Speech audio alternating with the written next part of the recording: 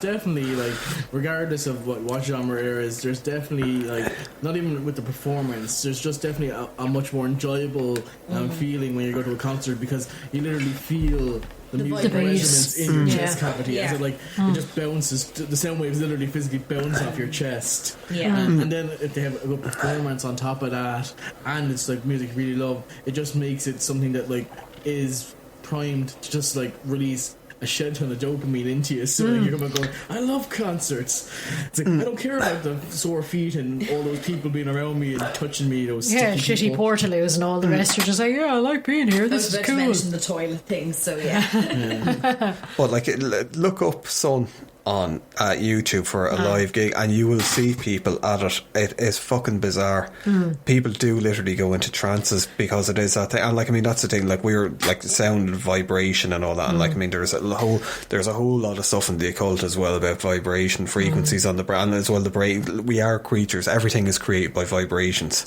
If you like literally stick electrodes to a brain, you'll find that it has a frequency itself. So like it goes down to like the small things of like certain frequencies kind of in music can help with focus, whereas some can cause it to be harder to focus when studying, and those are just kind of the small steps. So if frequencies can do that, then it's possible, and obviously shows that they can unlock other things like trance states, or just like there's also like theories that like certain frequencies, not that they can help you heal, but they can promote your own internal healing kind of, or aid in it. Like that's one of the theories behind why a cat purrs. Yeah, alright. Oh yeah, I've ever seen something about that there a while ago actually, where it's kind of like that's when you see a cat purring, it doesn't necessarily mean that it's like, you know, it's happy, it could be self-healing, it could be in severe pain and it's trying to heal itself, like because at a specific decibel music or noise can actually heal bones in any animal, any creature. They have done tests, I think, with that frequency that a cat generates, because it is a similar frequency, if not the same frequency in all cat. I don't know if they found anything conclusive, but I think they have run tests in that regard. But it's the thing with Son, when you see people at it just fucking puts them. But it's like, I suppose, that thing with the kind of a thing, and like people that are familiar with kind of like, say, occult kind of things with kind of like a chanting or kind of like, you know, summons and stuff like that. It's all about getting that kind of like vibration kind of thing from deep down low, so you're creating this vibration that kind of like, you know, fucking creates distortion. No, it's about creating distortions, kind of like to open up rifts to allow other things to pass over. Yeah, so that's what church organs are really doing. Yeah. It is actually, yeah. Church organs are actually just part of Xenu's master plan to get us all back possessed with the space aliens. Why do you think in some kind of churches, in older churches, when you see organs that they're reaching up to the ceiling, and it is that vibrationary kind of a thing, and as well, like, I mean, the whole thing, I won't get into it too much, but like, I mean, Mass itself, kind of like Catholic Mass, is a big rip-off, like ancient kind of like, you know, demon summoning rituals. It's basically a big invocation. Oh yeah, a lot of the Catholic Church's rituals are like ripped right out of paganism, like rituals, because they were just, you know, trying to co-opt it. But like, you can see it, like, regardless of what they're trying to achieve, they're definitely trying to like create like a place where not only can you create these frequencies in a very strong way with like these big church organs, but also that the churches themselves create like a resonance in themselves. Yeah, that's like the acoustics in churches and the way that they're shaped, like with Gothic architecture as well, as for kind of like everything to kind of rise and kind of like, you know, come back down as well, kind of like hits you square in the chest. I don't care what anyone says though, when you walk into a church, you do have this weird feeling. Whether it's good or bad. That's tell me about that's the flames as you walk across the threshold. It's got to do with the way that the noise hits off the walls and stuff. It makes you feel a certain way. I think I definitely think a lot of older churches anyway, they kind of mute lower registers and like they kind of amplify certain other registers. Because what some churches remind me of, especially the older churches, it's kind of like walking through like a quiet area when it's after snowing, because snow has a tendency, it's great at absorbing sound, because it's a dampener, air. So it just it creates it's like a sponge. So it just, as you walk around, you hear nothing, like it just, even that natural background noise that you're used to kind of drops down. So I think it's very similar in churches. Yeah, because I remember obviously I was the kind of person who went to church a hell of a lot when I was younger. And I remember the organ being played in church, and that sound it was, if you heard it in any other room, it would hit differently. Yeah, I definitely think a lot, like, whether, like, whether you like it or not, I definitely think a lot of that, like, if you listen to music like that, like we were just saying with concerts, you come out of it like getting like pumped full of dopamine. It wouldn't be even healing, but it definitely leaves you with a positive vibe. So I definitely think it was definitely planned that they were like, oh, we'll have all this music and high ceilings so that it gets the person into a really positive vibe, and then we'll tell them about their friend Jesus. And then I'm sure in concert halls or in theatres and stuff, the walls are made of certain materials. So So like it's a big thing with acoustics. Kind of like it's kind of like a lot of it's based on, believe it or not, very important. boats. But like, I mean, the whole thing with like the vibrationary thing as well with that in churches, it does create that spiritualistic kind of like feel to it. There's a great show called Hellier. Which is about, it starts off with these guys, and it's a document, it's real, like where they go off exploring these reports of goblins in Kentucky, people seeing it, and it's like you think it's going to be a UFO thing. As they go further and further into it, it gets into this whole kind of thing where they're like, my god, all these stories, and it goes fucking to elves and everything. It's a universal kind of story that go around the world.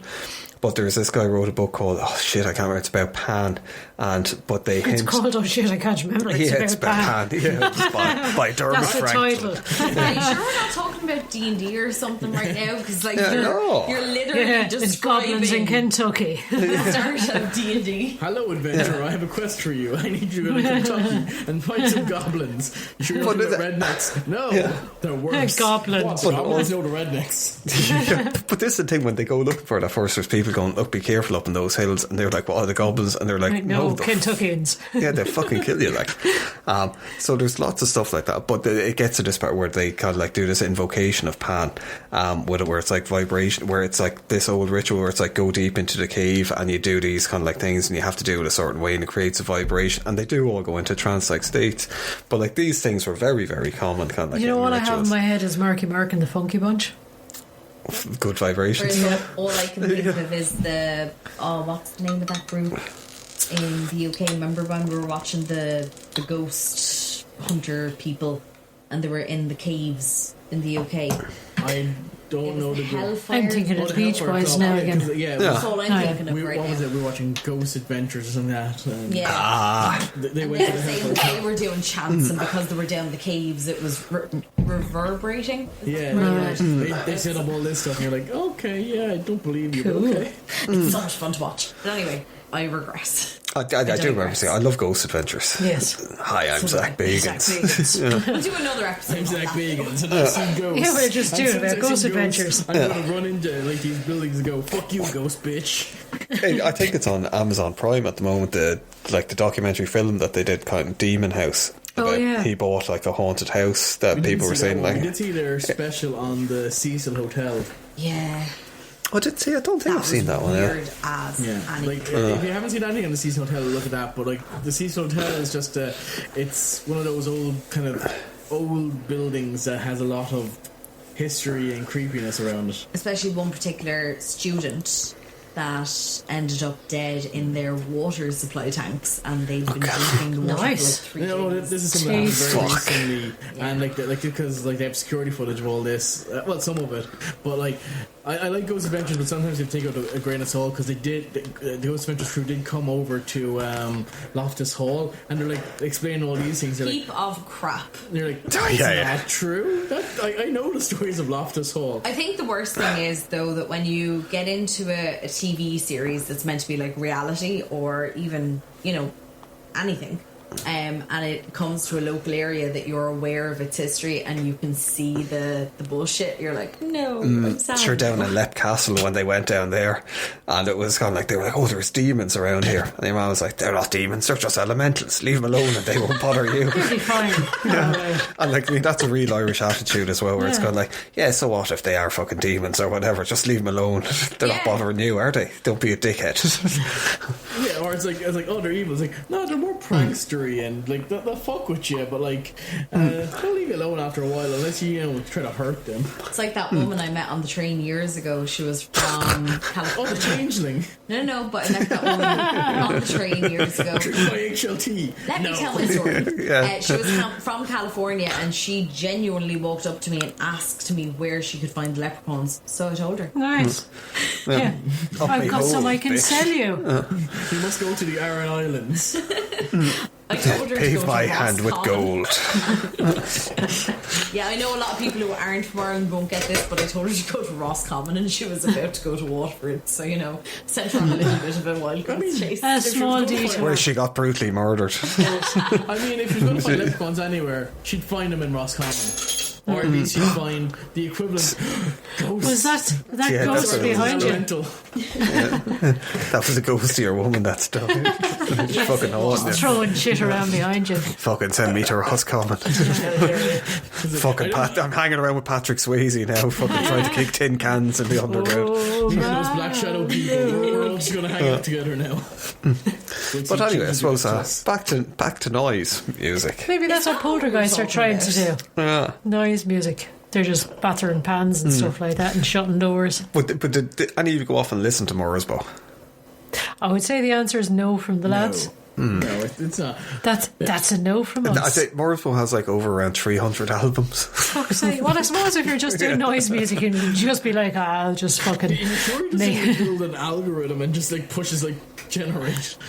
Yeah, no, but he's done loads with metal bands, and it's like one of the first albums that he did that kind of like, well, that wasn't the first album that he did, but the album that got like really, really well known. And if you go on, you'll see it on vinyls. It's people always associate with noise. It's venereology. I can never fucking pronounce the fucking thing. What? Where? Show me. Venereology. Show me, and I'll pronounce it for you.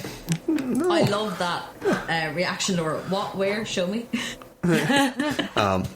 But it's like kind of why he did. He was like signed to a record label that basically was releasing a lot of death metal kind of things. So he was like, right, I'm going to do my own version of death metal, and With hookers and blackjack. yeah, and that was kind of like where a lot of it came from. With noise, I suppose modern noise music, with a lot of people would have kind of went and thought, oh yeah, I'll do that. But he does loads of stuff with metal bands, and he's still going. Like he's been fucking going for around a 30, while, 40 huh? years. Yeah. Venereology. It's because he has Venereology, He's yes. cracked the immortality frequency. Maybe He just that's the hasn't shared thing. it with us all. Yes. Noise music How makes you dare live he. forever. Yeah, indeed. But the documentary, one of the things that I really admired about it is kind of like looking at all the people that are doing.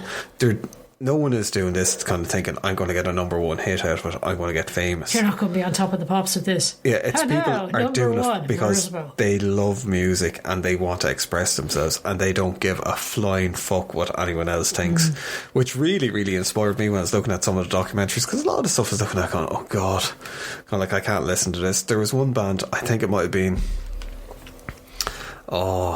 I can't remember, but one of them was dressed up as a wizard. Oh yeah, wizards are always cool. Yeah, and the rest of them, they're all just dressed up as random kind of things, and they were like, they're really, really good. They're just having fun. They're very different. Yeah, they're having fun. They're having a blast with it. But it's really weird with noise music because there's elements of it in a lot of stuff, and I think a lot of modern synth stuff and a lot of kind of like electronic music has elements of noise music in it now, where like drones are becoming more and more commonplace, kind of like random synthesizer, sequencers and stuff like that as well. Generative music is becoming very, very popular. Do people know what generative music is? Why don't you explain it to us, Sarah Wayne? Because obviously you want to. It's basically where you let the machines kind of like make the Do music their stuff. Yeah, so what you do, it's like What, random 209s, generate. is it? Just making music. It's funny enough that you say that. I was looking at a thing about samples there a while ago, and it was like for Apex Twin with like what samples did he use, and it's when Ed 209 falls down the stairs in the original RoboCop. It's that sound that he had, and it's like it's when you hear it, you kind of go, oh my god, and that's he used that for the drum beat throughout the whole song. And it's like, that's fucking genius. One thing that made me laugh about that was like the actual premise of that is like, you know when the first time you meet him, he kind of growls at the guy, and he kind of Yeah, you're like, what? It's like, why did they program the robot to growl? It's like that Simpsons thing. It's like, why? Why will they program the real pain?